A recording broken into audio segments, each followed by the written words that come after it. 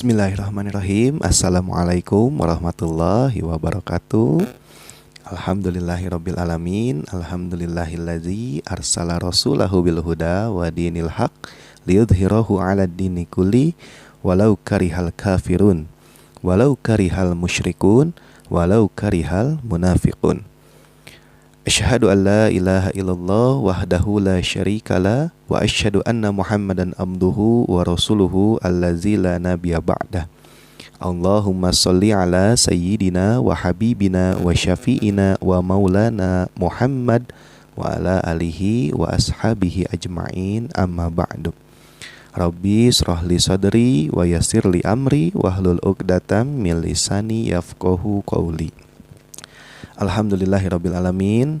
Puji syukur kehadirat Allah Subhanahu wa taala yang mana atas limpahan rahmat dan hidayahnya kita masih diberikan begitu banyak kenikmatan. Di antaranya nikmat iman, nikmat Islam, dan nikmat sehat. Sehingga pada pagi hari ini di hari Jumat kita masih bisa berkumpul bersama untuk menyaksikan pembiasaan mendengarkan tausiah singkat.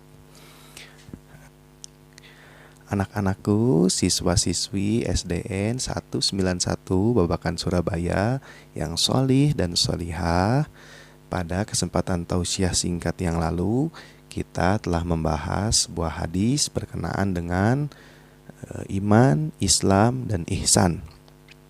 Nah, pada kesempatan tausiah singkat hari ini, insya Allah kita akan membahas sedikit tentang iman. Nah, diawali dengan apa itu iman? Ma huwal iman?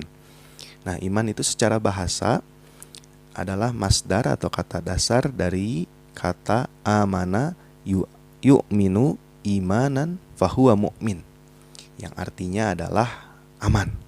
Nah, sehingga tidak heran jika orang-orang yang beriman itu akan merasakan aman di dalam dirinya, tidak akan merasakan gelisah karena dia memiliki keyakinan di dalam dirinya.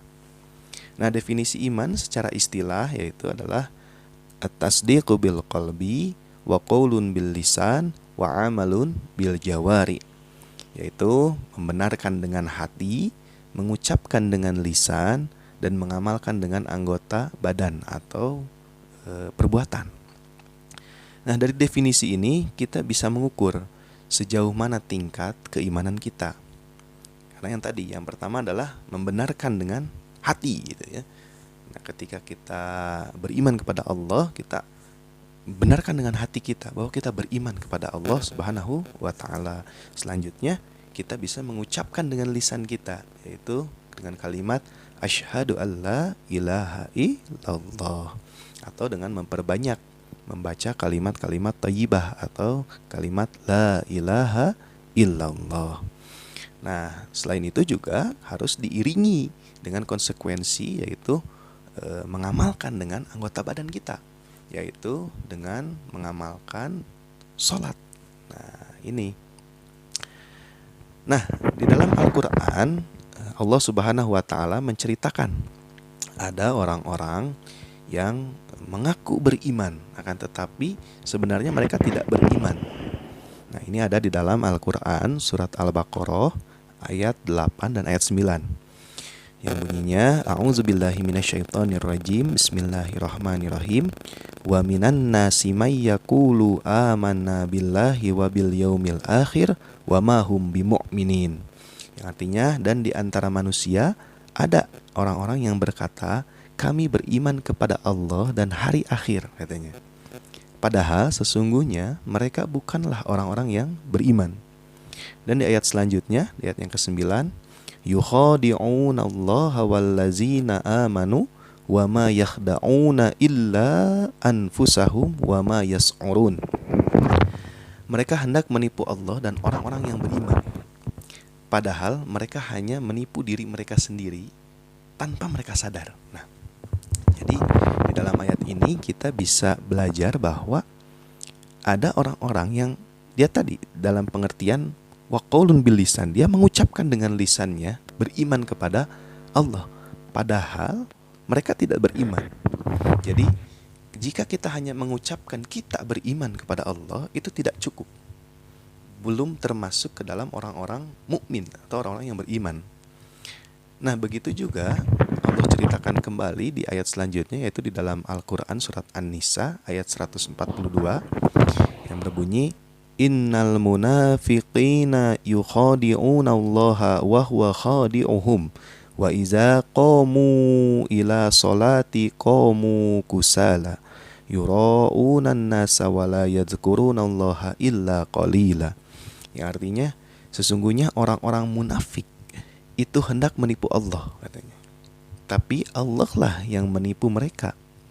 Apabila mereka berdiri untuk melaksanakan sholat, mereka melakukannya dengan malas.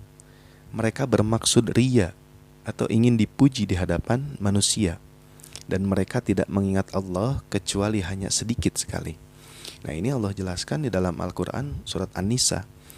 Nah, di dalam ayat ini kita bisa pelajari bahwa ini lebih berbahaya karena Allah sebutkan termasuk ke dalam orang-orang munafik. Yang kita tahu bahwa orang-orang munafik itu ditempatkan oleh Allah di keraknya neraka gitu. Nah, ini nauzubillahi min zalik. Mudah-mudahan kita tidak termasuk ke dalam orang-orang yang munafik ya.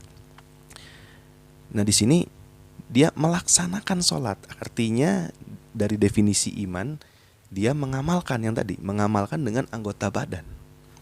Tetapi melakukan sholatnya yaitu dengan malas atau dengan riya atau ingin dipuji di hadapan manusia. Nah, ini jangan sampai.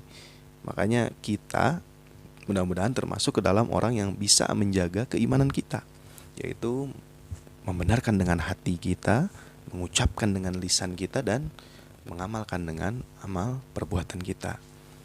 Nah, definisi iman yang tadi menurut ulama Ahlus Sunnah wal Jamaah itu ada satu lagi sebetulnya, yaitu iman bisa bertambah dengan mengikuti perintah Allah, dan iman bisa berkurang dengan mengikuti langkah-langkah syaitan. Artinya ya memang kita juga sering mengalami bahwa keimanan kita itu kadang naik, kadang turun. Nah, inilah di sini kita harus bisa menjaga bagaimana caranya agar keimanan kita dalam diri kita ini bisa stabil, bisa kita jaga. Nah, salah satunya adalah kita bisa menjaga keimanan kita dengan cara menambah amalan-amalan kita dengan amalan-amalan sunnah. Utamanya adalah amalan wajib kita. Contohnya adalah ketika kita sudah terbiasa untuk melaksanakan sholat 5 waktunya berjamaah di masjid, nah kita tambah dengan amalan-amalan sholat sunnah. Misalnya sholat sunnah qobliyahnya, sholat sunnah ba'diyahnya, atau sholat dengan sholat sunat duha, atau dengan sholat sunnah yang lain. Agar apa? Agar ketika nanti iman kita turun, itu kita tidak langsung meninggalkan hal-hal yang wajibnya.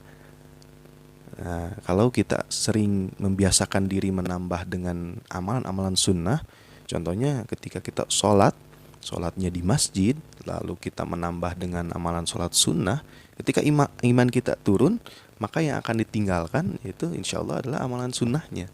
Amalan wajibnya akan tetap kita laksanakan. Nah, itu mungkin sedikit tips yang bisa kita ikuti agar kita bisa menjaga keimanan kita.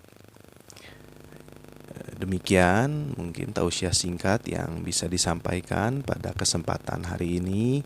Mohon maaf bila ada banyak kekurangan dan kesalahan. Benarnya tentu datang dari Allah Subhanahu wa taala dan salahnya datang dari diri saya pribadi. Untuk itu pesan untuk anak-anakku yang soleh dan solihah untuk tetap selalu menjaga kebersihannya, menjaga kesehatannya, karena kita harus sekolah. Jangan sampai kita meninggalkan sekolah kita, dan tetap jaga semangat belajar kita, walaupun kita harus belajar dari rumah atau kita yang memiliki kesempatan untuk belajar langsung di sekolah. Untuk itu kita akhiri dengan bacaan hamdalah, alhamdulillahirabbil alamin, billahi fisabilil haq, wassalamualaikum warahmatullahi wabarakatuh.